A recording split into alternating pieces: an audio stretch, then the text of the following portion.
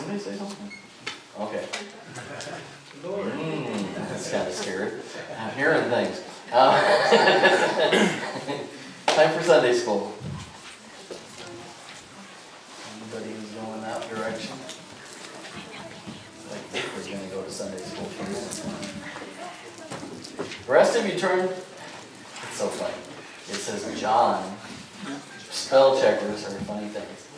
Joshua chapter 1, not John. Oh, excuse me.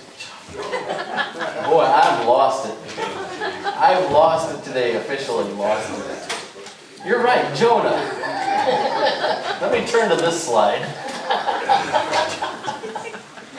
Go to John, then go to Joshua, then go to Jonah, whatever. You just pick a book, any book. We'll just throw it all today. Yeah, we're in the midst of a series on Jonah. We introduced the series last week when we find that Jonah is that interesting prophet that God uses in spite of himself. And I don't know about you, but that brings me some encouragement because often God has to use us in spite of ourselves. We all have our weak areas, we all have our weaknesses, and we all have our scars. We've all experienced things in life that might make us think God could never use us. But he can use you. If he can use Jonah, he can use you. So Jonah chapter 1, verse 4. Then the Lord sent a great wind on the sea, and such a violent storm arose that the ship threatened to break up. And all the sailors were afraid, and each cried out to his own God. And they threw the cargo into the sea to lighten the ship. But Jonah had gone below deck, where he lay down and fell into a deep sleep. And the captain went to him and said, "How can you sleep? Get up and call on your God. Maybe he'll take notice of us so that we will not perish." Then the sailors said to each other, "Come, let us cast lots to find out who's responsible for this calamity." And they cast lots, and the lot fell on Jonah. So they asked him, "Tell us, who is responsible for making all this trouble for us? What kind of work do you do anyway? Where do you come from? What is your country? From what people are you?" And he answered, "I am a Hebrew, and I worship the Lord, the God of heaven, who made the sea and the dry land." This terrified them, and they asked, "What have you done?" They knew he was running away from the Lord, because he had already told them so. And the sea was getting rougher and rougher, and so they asked him, "What should we do to you to make the sea calm down for us?" "Pick me up and throw me into the sea," he replied, "and it will become calm. I know that it's my fault that this great storm has come upon you." But instead, the men did their best to row back to land. But they could not, for the sea grew even wilder than before. Then they cried out to the Lord, "Please, Lord, do not let us die for taking this man's life. Do not hold us accountable for killing an innocent man. For you, Lord, have done as you pleased." Then they took Jonah and threw him overboard. And the raging sea grew calm. At this the men greatly feared the Lord, and they offered a sacrifice to the Lord and made vows to him. The missionary in spite of himself, Jonah. There was a play that I was in when I was a junior in high school. It was called Dr. Doctor. And it was a musical based on an old farce by Molière called The Doctor in Spite of Himself, or The Physician in Spite of Himself, depending on how you translate it. And it's a fascinating little play. We had a lot of fun with it back in the day. But in essence, the play was about this woodcutter who liked to drink. And he was kind of known to be a wine bibber. And this guy out in the woods was out, and he was arguing with his wife and even beating his wife, literally. And these two servants were sent out to find a doctor for the rich man's daughter who had lost her voice. And so they go to, and they're looking everywhere for a doctor, and they can't find a doctor anywhere. But finally they see this man arguing and beating his wife, and they decide, oh, here's our doctor. And they literally beat him into submission until he was willing to admit that he was a doctor. And they took him back to the home of this rich man, Monsieur Giraud. And young Lucinda, who had lost her voice, had to meet with the doctor, the old woodcutter. Well, he was an ingenious guy. He didn't know what he was doing. He used the only Latin phrases that he could to try and diagnose her. But the essence of what he decided to do was he used the one method he knew something about. And he got her drunk. Secretly, he got her drunk. And guess what happened? She began to talk. So the physician, in spite of himself, the woodcutter, who wasn't a doctor at all, was, in spite of his lack of education and experience and that he didn't have the doctor license or anything, he was able to cure this young lady of her inability to speak. The doctor, in spite of himself. You have to look it up sometime. Jonah's kind of like that. Jonah is he's a prophet, but he's a unique prophet in that most of the prophets got to stay home and talk about Tyre and Sidon and Egypt and, but from the safety of Jerusalem or their home territory. And they did pretty well unless they started saying something against the people of Israel or the people of Judah. Then things started to happen in a negative sense. But for the most part, they got to stay home in safety and proclaim judgment to all the nations around. Jonah had a little bit different mission. He was a missionary in addition to being a prophet. He was told he had to arise and go to Nineveh. And as we saw last week, Nineveh was the capital of Assyria, the arch enemy of Israel. In fact, in a few years, we don't know exactly the timing of these things, but in a short time after this, Assyria is going to come in and they're going to wipe Israel off the face of the earth. I mean, that's not that far down the road. So this is not an easy task that Jonah's been given. So we can sympathize with him a little bit, but still we ought to recognize that he wasn't doing what he was supposed to do. When instead of going to Nineveh, like the Lord told him to go, which was more that direction, he decided to go to Tarshish, which is the end of the earth as far as they were considered. It was like going to basically an area just off of Spain. So instead of going to what is modern day Iraq, they went to Spain. I mean, that's what he was trying to do. Of course, he didn't get there because it's amazing how these things work. When you decide that you've got a better idea than the Lord, you're setting yourself up for trouble, right?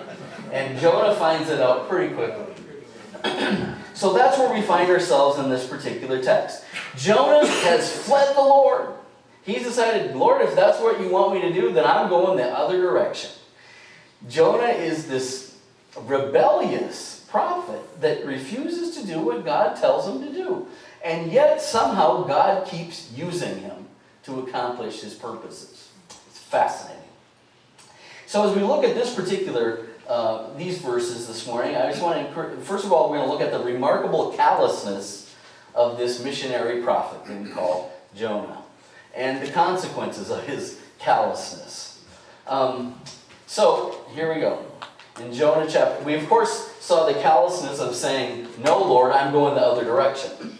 And we saw that in the earlier verses. But in this case, his callousness is seen in the fact that God is out there and he brings a wind in order to bring a storm about to get Jonah's attention and to deliver him from his disobedience and to get him set on the right track. And what does Jonah do? He finds a nice, cozy spot below deck and he falls asleep. He falls asleep. Now, it's not always callousness to fall asleep at the bottom of a boat.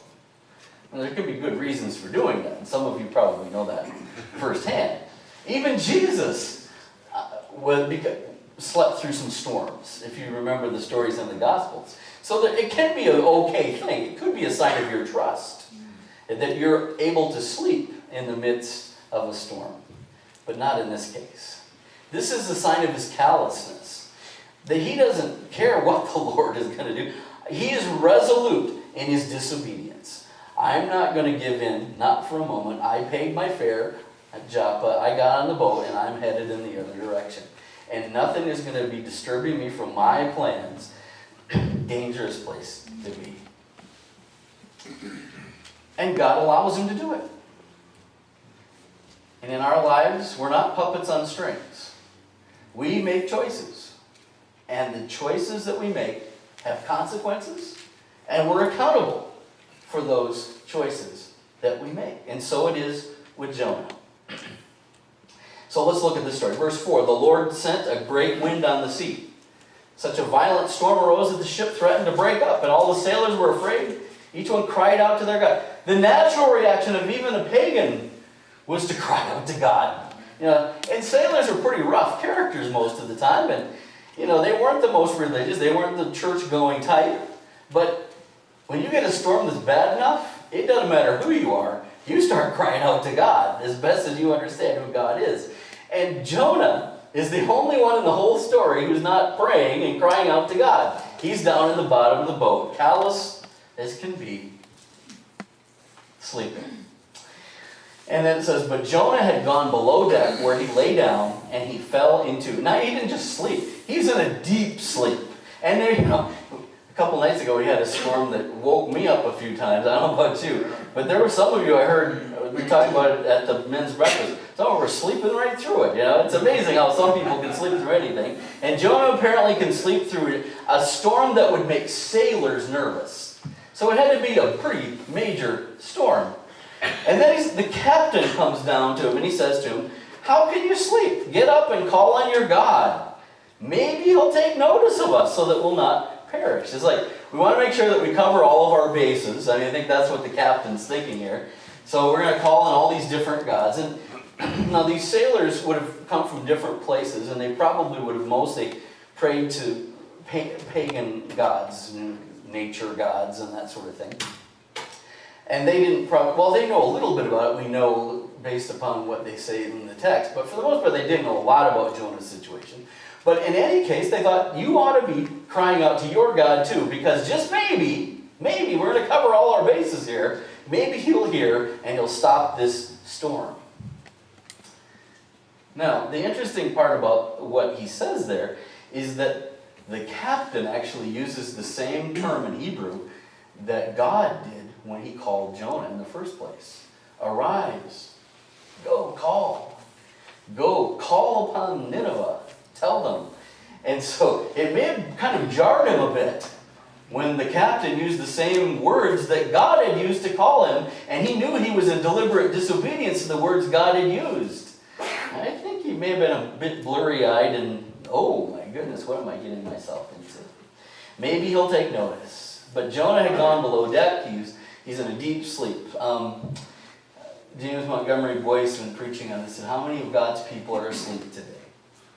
How many are impervious, not paying attention while the tempest rages? There's a lot of tempests going on around us, all over. We have a nation. It's a mess. Are we asleep? Are we asleep in the light, as Keith Green used to sing so powerfully? We don't want to be. Jonah has a callous heart. We see it in his running away. We see it in his sleeping undisturbed in the midst of a severe storm. And we're going to keep seeing it all the way through this book. Jonah does a couple things right, but most of the time he does exactly the opposite of what you expect a prophet to do. He's not an example to follow most of the time. There's a few exceptions. But for the most part, if Jonah does it, this is not a good thing for you to do. Leslie Allen, who's a delightful British Old Testament scholar at Fuller, he wrote a little bit about the ship's captain. I just love the way he said this. I wish I could do it with the accent that he has, because it always makes it better. But here it is. The ship's captain, evidently going down into the hold to fetch up the cargo, discovers the sleeping figure among the jars and bales. To his extreme annoyance, this is no time for rest. Get up and call. Jonah must have thought he was having a nightmare. These were the very words with which God had disturbed his pleasant life a few days before. Now they've come back to haunt him and remind him reproachfully of his dastardly desertion from his prophetic duty. Rubbing his eyes, Jonah can see that it's not an irate God standing over him, but the captain. He means something else. He's telling Jonah to pray to his God. Pray! If only the captain knew how far spiritually Jonah was from God and what little claim he had upon Yahweh. The consequences of this callous heart. As James Montgomery Boyce writes, the disobedience of one of God's servants always involves others in peril, even innocent people. When we go the other direction, when we fail to obey God, when we deliberately run in the other direction, know this: there will be consequences in your life, but not just in your life. It messes up everybody else's life around you. It may not bring a great storm like this one, but it will bring a great storm of consequences. When Paul was describing the heart of disobedience in Romans, he says that one of my favorite phrases he takes from the Old Testament, he says, ruin and misery mark their way. And it's true, is it not? That when we take our own path, when we pay the fare and get on the boat and go the other direction, there's always consequences to our life. But it's not just us. It's the consequences all around us. I could think of numerous situations. One of the most messy things I ever had to deal with in ministry was when a staff person had a daughter that chose to elope. And totally against her parents' wishes, she ran off and got married to a man that they thought was wrong for her. And everybody started taking sides on it, and people started getting... It turned into the biggest mess, a hornet's nest in our church. And most of the people had no real reason to have any opinion about it one way or the other. But it's amazing how one little act of disobedience raises up all kinds of a mess, and then we got gossip, and we got people that are doing this and judging this, and it's always a mess. Ruin and misery marks our way when we go the other direction. Consequences. The great wind on the sea, the violent storm, they're consequences of his disobedience. All the sailors being afraid, each crying out to his own God, throwing the cargo into the sea to lighten the ship. There you go. That's the consequences that we see in Jonah's life. Another thing we see in this text, and this is what I really like, the relentless faithfulness of God. The relentless faithfulness of God. We just sang, "Great is thy faithfulness," one of the great hymns of all time, which is in large part taken from Lamentations, one of the most difficult books to read. But in the middle of Lamentations, there's a beautiful text. Great is thy faithfulness, O God. And it's true in Jonah's life as well. The reason for the wind, and the reason that he's going to bring a great fish in a few verses, and the reason why he vomits that prophet onto the shore from the great fish, and a whole bunch of other things like an unpredictable plant that's going to come into the picture. There's a whole bunch of these things that it says the Lord did. The Lord was active in this situation. And in each case, it's the relentless faithfulness of God. God refused to give up on Jonah. And he refuses to give up on us. The relentless faithfulness of God. And in the meantime, guess what he's doing? He cares about pagan sailors. And he cares about people from a ruthless people like the Assyrians. He cares about them. And even if you follow the last verse, he even cares about the cows. So there you go. We'll talk about that later. But God cares about all of his creation. And all peoples of all nations. And he's saying, Jonah, you've got the attitude that so many people in your own nation, that thinks that you're the special ones and God only cares about you. But he's saying to Jonah, no, I want to widen your vision. And I care about the whole world. My intention was to bless Abraham so he could bless the nations. So get back to that missionary vision. The relentless faithfulness of God. The Lord sent a great wind, verse 4. Literally it says, the Lord hurled a great wind, which I kind of like, because later when it talks about when they throw him out of the boat, guess what word is used? Same word. They hurled him out of the boat. Just like the Lord hurled the wind, well, they hurled him out of the boat and into the sea. So these words keep repeating themselves in the Hebrew version of it. The raging sea grew calm. I mean, you don't just go from this amazing storm that even sailors are terrified with, and then get to a calm sea unless the Lord has done something. The Lord provides a huge fish. Not an everyday occurrence.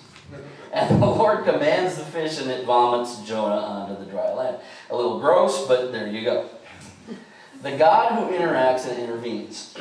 Now, God normally works through the natural processes. We know that. The laws of nature. He set them in motion. But he can sovereignly interact and bring about his purposes, both in behind-the-scenes ways and in marvelous miracles. And we see both in this text, and we see both often in our lives. Most of the time, God doesn't do anything about the law of gravity. I've, dropped enough things to realize that generally speaking, it works pretty well. And he seems perfectly okay. But he can still accomplish purposes through the law of gravity if he wants to. But there are these times, these things that happen in our lives that we just can't explain, where God intervenes in ways that are unexplainable in natural, materialistic terms. And I know science always struggles with these things, and rightfully so, because they're looking at things through a particular lens that sees everything through materialistic terms. I always like what Robin Zacharias has to say about when it deals with the miraculous, that there's a lot of people who have, they have like a 6-inch frying pan, and they're trying to understand a 10-inch fish in a 6-inch frying pan. It doesn't fit the materialistic worldview. There's some things that go beyond it. Well, I guess the point that I'm wanting us to wrestle with is there's a tension in this text between the sovereign working of God and the freedom and responsibility of human beings that we find all the way through Scripture. And we've been arguing about this thing in the church almost from day one. In fact, it goes way back. It goes way, way back. But what we see here is a sovereign God and a prophet who makes choices, not a puppet on the string. No, this isn't the Pinocchio story, right? Pinocchio, it kind of sounds like Jonah, but this is not the same story. And he's not a puppet on the string. He's always resisting God and what God wants him to do. But yet God continues to use those things for his own glory. There's a mystery in all of that we will never be able to completely understand. And that's okay, because we stand in awe of God and his plan and his purposes. But there's a God who accomplishes his purposes despite our bad choices. And this mystery ought to lead us to awe and reverence, which is where it takes these amazing sailors. The remarkable testimony for just a minute, and its effect. The sailors said to each other, "Come, let us cast lots, find out who's responsible." So they cast lots, and the lots fell on Jonah. They asked him, "Tell us what's responsible for making it. Who's responsible? What kind of work do you do? Where do you come from? What's your country? And what people are you?" He answers, "I'm a Hebrew, and I worship the Lord, the God of heaven, who made the sea and the land." And that made them even more afraid. They were even more terrified by that than by the wind and the waves just in the earlier chapter. Now, it's interesting. Let me find my thing. These are not the two questions of evangelism explosion. Nothing against evangelism explosion, but some of you might know that they have these little 2 question marks they put on their lapel, and they have basically 2 questions. If you were to die tonight, are you sure that you go to heaven? And secondly, if you were to stand before God, what would you tell him as to why you should enter into his heaven? Well, that's not the method that he used there. It's not the 4 spiritual laws. But rather, there are some questions, but they're not by the questioning the prophet. They're questions that are given to the prophet, this cantankerous prophet who's causing them all kinds of trouble. And they want to know everything about it. They have just cast lots. I'm not necessarily saying that's the best way to find God's will, but it was sometimes used. And it was very common in that society that was a way to determine things, was just to cast lots and find out who it is. And here it turned out that method worked. And Jonah was identified as the problem. And so they come to Jonah and they start asking him, interrogating him. And they brought out the searchlight and they said, "Who are you? What are you doing?" And they began to try to find out what was going on with this guy. And why was it that God was upset with this guy? And his testimony is a very simple one. I'm a Hebrew. I worship the Lord. In other words, I worship Yahweh, the covenant God of Israel, the God of heaven, who made the sea and the dry land. Now, a couple things about that. He says that he's worshiping the Lord, the God of heaven.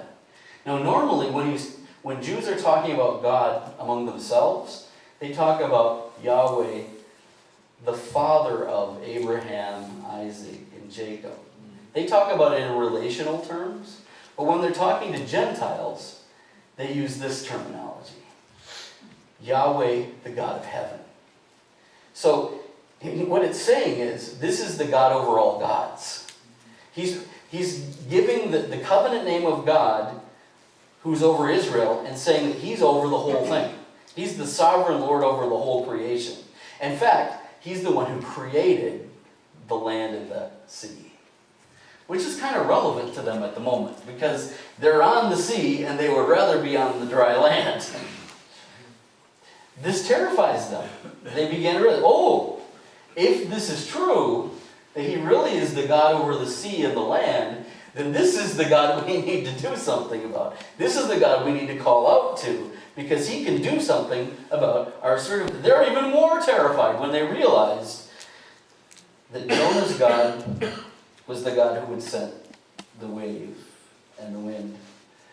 And they knew he was running from God, it says. They knew he was running from God because he had already told them about this. Interesting, isn't it? It leaves this fact till later. We would expect they would have told us that earlier, but he didn't.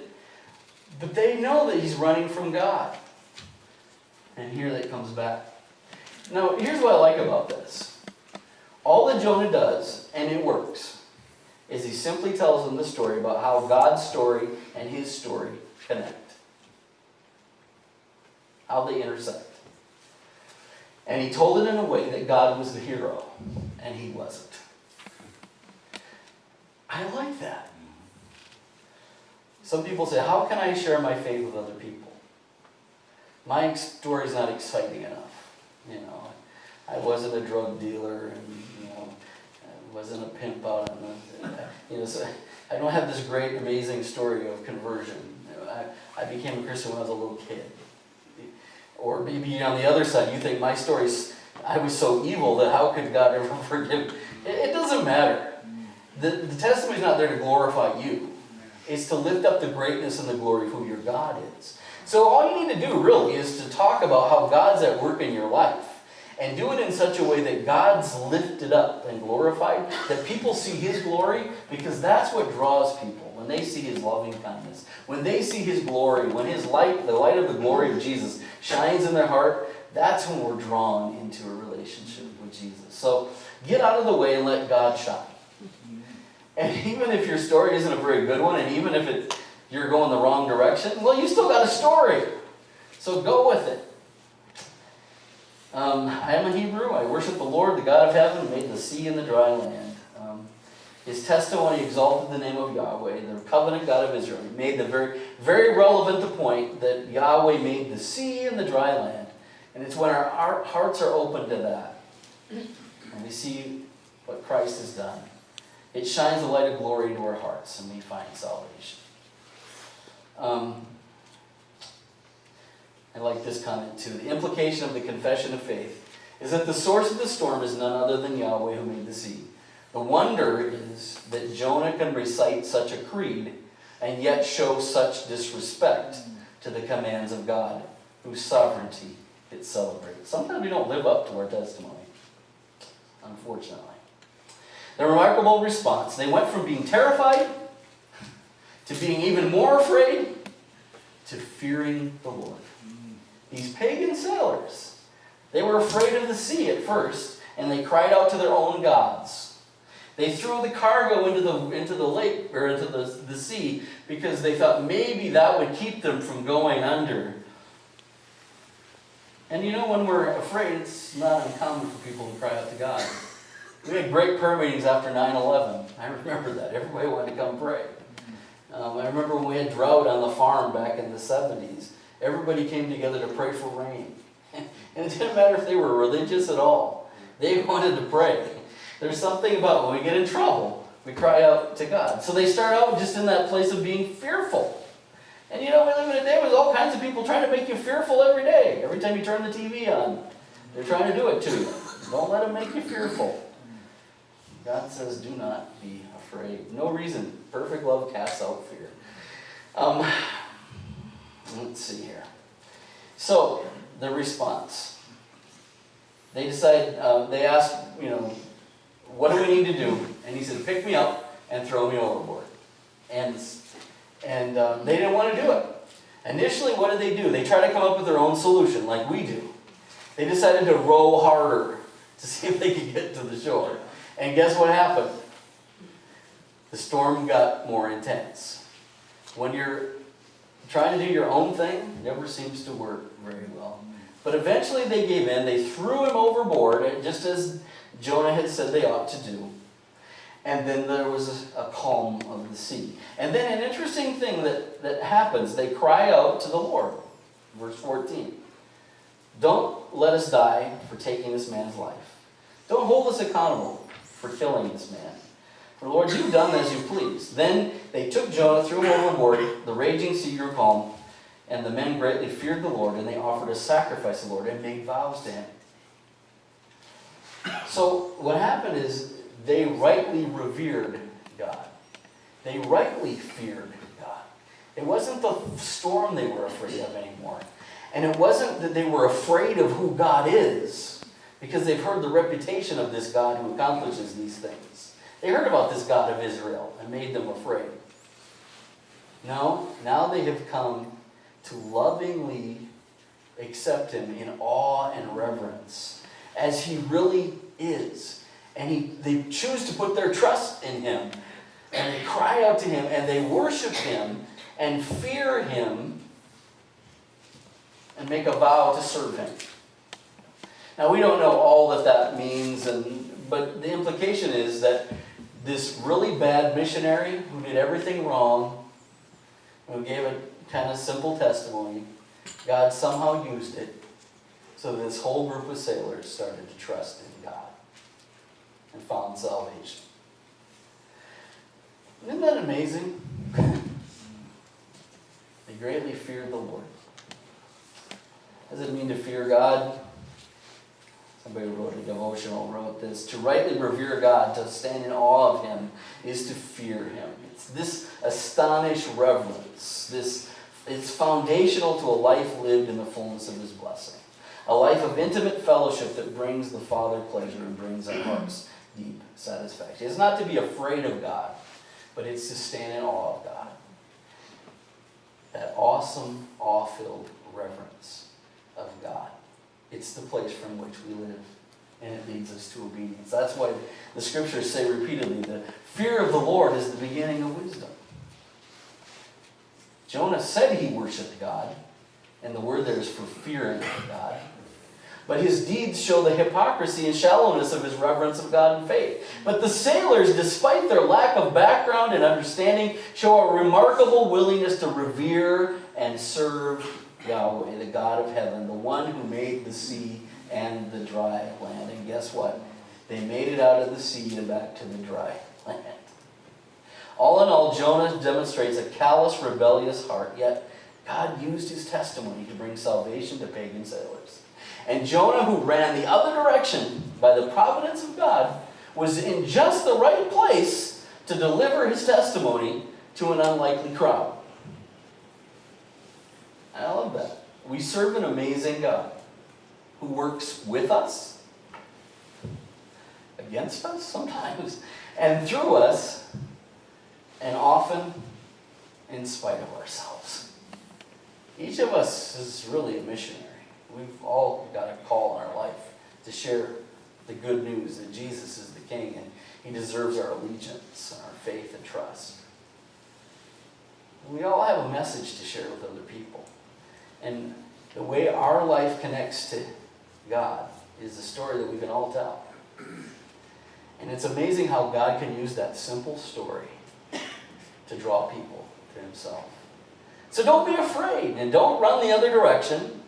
If God puts you in a place with a bunch of pagan sailors, or maybe at the grocery store, or maybe at your place of work, or maybe in your family, or maybe at the park, or who knows where you might be at any given moment, and God opens the door, don't be afraid to tell him who you are and how God has worked in your life. And just see how he works. Let's pray. Lord, help us not to be like Jonah. Help us, Lord, to run to you. And help us to bring as many people to you as we possibly can. Because you are the God of heaven, the God over all things. And you're the one who created the sea and the dry land and everything in it. And we bow our knees before you and we fear you. We revere you. And we want to serve you. So, Lord, use us. Sometimes in spite of ourselves. But I pray that more and more it will be because we're following you and doing what we ought to do. And I pray in Jesus' name.